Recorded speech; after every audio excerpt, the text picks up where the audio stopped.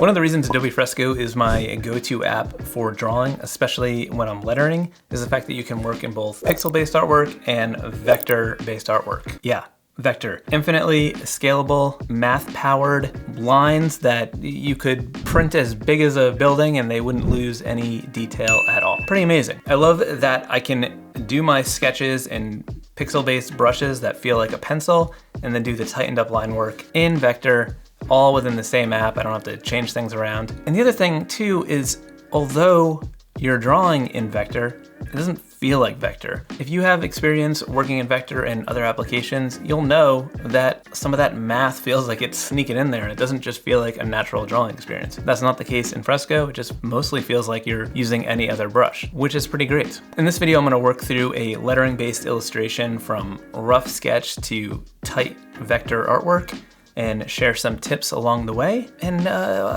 it's so fun, maybe jokes, who knows?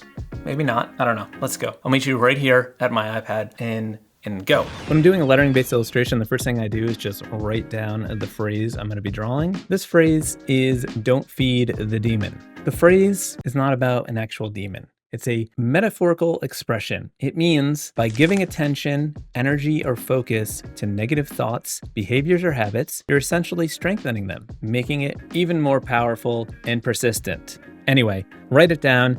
Start thinking about what words I want to emphasize the most. Obviously, this one is pretty straightforward. We've got demon and we've got feed. We're gonna plan that out. So I ended up just like writing them on one on each line, and then just sort of quickly started getting some sort of like imagery and like how it could fit together. I always like to incorporate lots of little things into my illustrations, even if it's something as simple as this or something that's lettering based. I like having little illustrations to go along with the lettering. So I was thinking some simple demon-y characters could be around the outside and like maybe speech bubbles saying some of the things.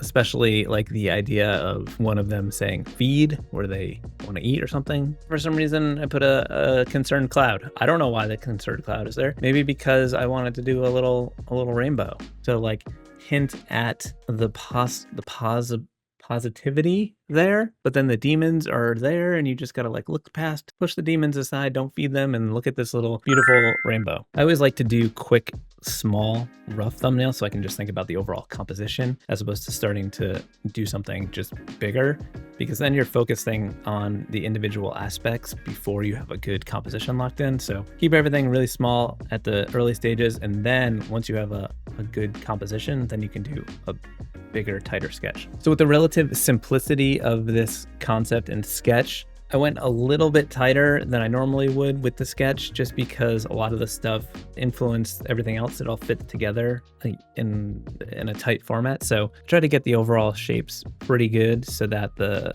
tightened up line stage would just be cleaning it up a little bit more, but like not having to reinvent the wheel. I especially like this when I'm working in vector, because I don't like sketching in vector. I just like it to be the final step where I do the final line work. So with the sketch in a good place, I just start a new layer, bring down the opacity of my sketch layer, and then I just start drawing on top of that with the vector brushes. For this one, I wanted a bit of like a rough hand-drawn look, so I used one of my gritty vector presets. It's basically just the basic brush with some mild pressure sensitivity and then like some adjustments to the jitter. I actually have a video where I explain how to make your own brush presets, if you will. Try to remember to link that below. If you don't feel like that and you just want to get mine, those are available in my shop as well. So whatever. Or use something else. So as I mentioned, I like to do all of my sketch planning stuff in the pixel-based layers. And then when I'm in vector time, I am just doing tightened up final line work. So the reason I say that is I like to take the smoothing in the little brush submenu and pull that all the way up to 100. The issue with this is that it gives the appearance of like a lag or a delay, but what's actually happening is it's just smoothing out your line after you draw it to keep it nice and clean. It's just the way Fresco does smoothing, as opposed to like in Procreate, there's like that streamline thing where it sort of looks like you're pulling a line and it's like moving after it. They're just different ways of doing it. This doesn't bother me at all because I'm tracing over my sketch and just making the lines clean. So that's why I don't sketch like this, because then it would bother me. But doing tightened up line work, it's not even a thing. I don't notice it. The other reason I like to do this is because when I have stuff like this where there's long continuous curves, it's just so much faster and more efficient to I could do these shapes like I did in the sketch and get them pretty clean, but I may have to redo some of these, and I'm trying to be more quick and efficient. So with the smoothing up, they're just sort of perfect every time and no issue there. Right off the bat, you'll notice that I'm drawing my lines longer than they need to be. And I'm doing that because of the other thing that makes working in vector and Fresco so amazing, and that's the vector trimming. If you're not new to my channel, you've heard me talk about this a million times, but I love it. Anyway, if you haven't heard me talk about it, you don't know what it is. Basically, when you have two lines that intersect, you can just double tap the modifier and then just swipe through those connections, and you get a nice, clean, crisp connection. And this is really great if you want to get sharp, clean points. It's very satisfying too. You just draw right through and it's perfect. In addition to just getting really sharp points, another reason I find this really helpful is when you're drawing long, continuous lines. It's so much easier to continue past the endpoint to get that smooth line, or start earlier, because you don't have to get it right to start and then start to move. That's how you get lumps. But if you get the point where the curve is going to be in the middle of that stroke, you're going to have the most consistent movement and the most consistent line. So you can go right past where you need to go and then just trim off the extra.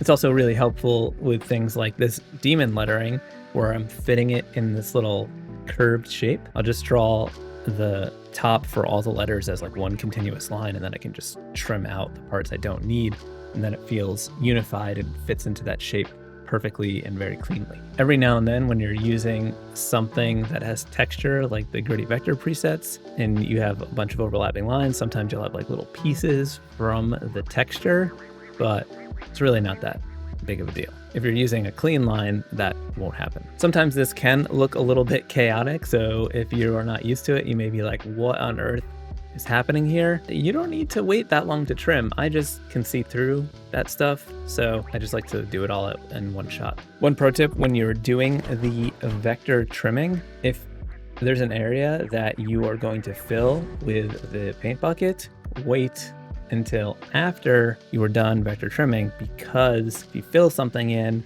it can ruin the vector trimming because it converts those two paths into just one overall shape. So that can be annoying if you forget about that.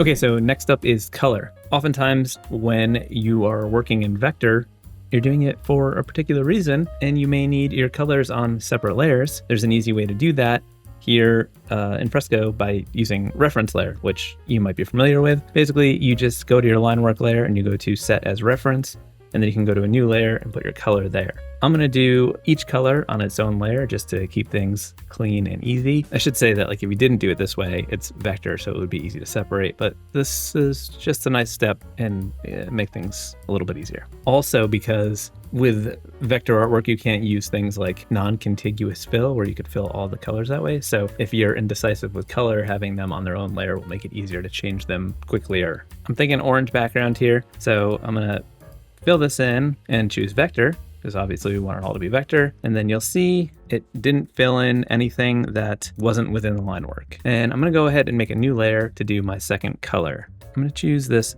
pink color. Definitely want these eyes to be pink, because I feel like this cloud looks like it could have bloodshot eyes. Also, cloud is white oftentimes. In this drawing, it's gonna be white.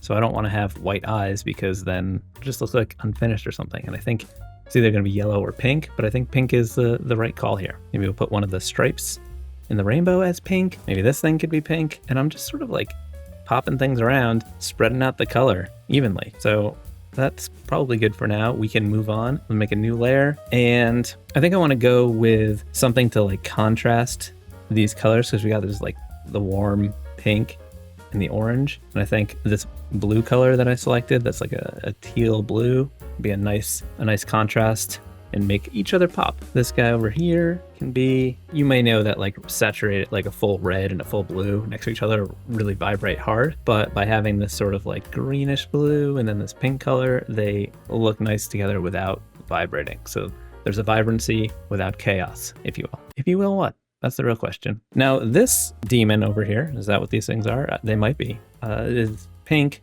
Can't have a pink tongue, so we'll do a blue tongue. This is the opposite, this opposite demon. I didn't draw these in, but in my sketch, I think I had some like lightning bolts down here, and I don't know why I left those out, but I think I want those in there. I think maybe they won't have an outline or anything like that. They'll just be lightning bolts, but those are obviously gonna need to be yellow. So I'm gonna introduce yellow into this color palette. Maybe we can use yellow for this center point, sort of like the big center yellow and black, high contrast situation.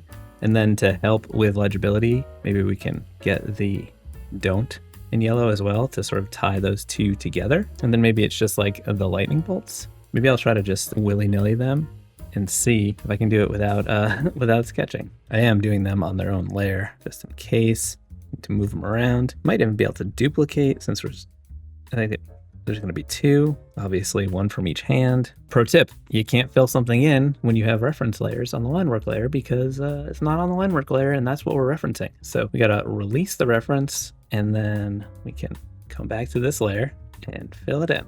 All right, that is a pretty good lightning bolt, but I think it's a little too chunky to have two of them like this. So what I'm going to do is duplicate this one and then slide it down, and I'm going to bring down the opacity and draw like a new one over it, but I think having it as like a loose reference will be helpful. But for the new one, I want it to sort of fit with the other one.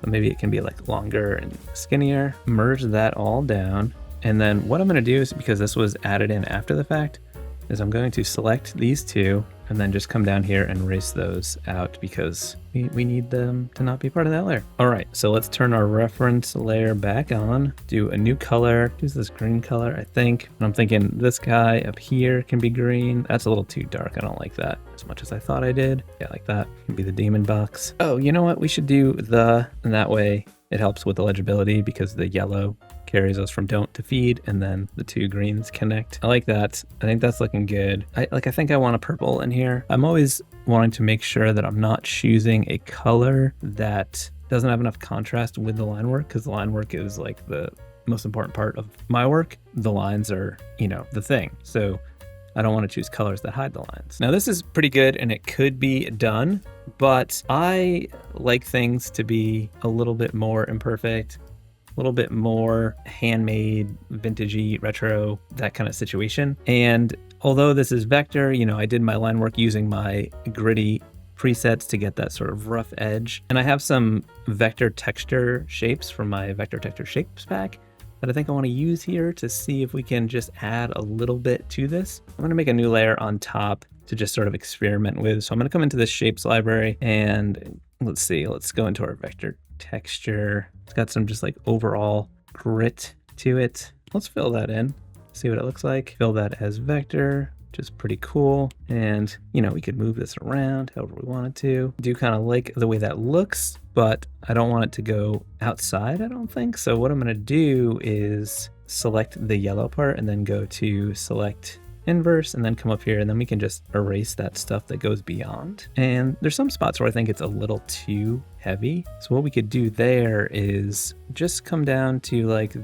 go back to the vector brush, and if we tap, we could use it as an eraser, but if we double tap and use the vector trimming thing again, you could use that to just take out old chunks. So like some of these thicker ones that we maybe are too much, you can just sort of easily fine tune it to the amount of texture that you want. I think that looks pretty cool. So we could, since that's just the black, we could merge that down with our black line work. Could come in here and see what else we have. This is a nice subtle over like small little bits of texture that you could add over the whole thing. So if we go ahead and fill that in, nope, I didn't mean to do fix. Keeping us all vector. Then we could play around with that. I think it's pretty neat. We could rotate it. Maybe see if there's a better spot for it. I think that's pretty cool. Then maybe we could do something in white on top of it, make it look overall distressed. Been working on some other shapes that are still loading right now because they're new ones. Oh, we had lightning bolts in here. We should we should see how these things look. Maybe I like how distressed this one is. Let's go ahead and fill this in yellow, see what it looks like. I do think this distressed one's pretty good. There's also another one that is much less distressed. I could put that one in there, like stretch it a little bit, rotate it, fill that in. Now we've got these two, which is pretty neato.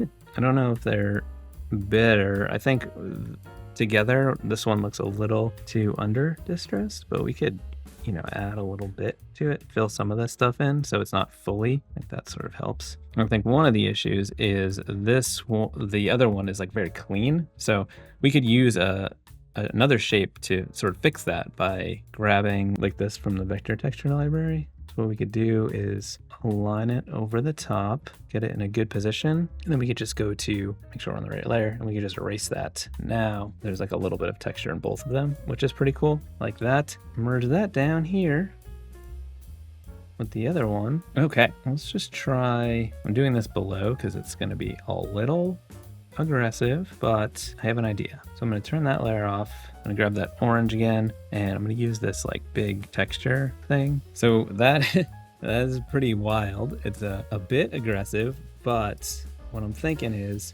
we could clip that to the layer below, and then let's just see what it looks like with like a little additional texture without being like too much. Just adds a little bit of overall grit to it.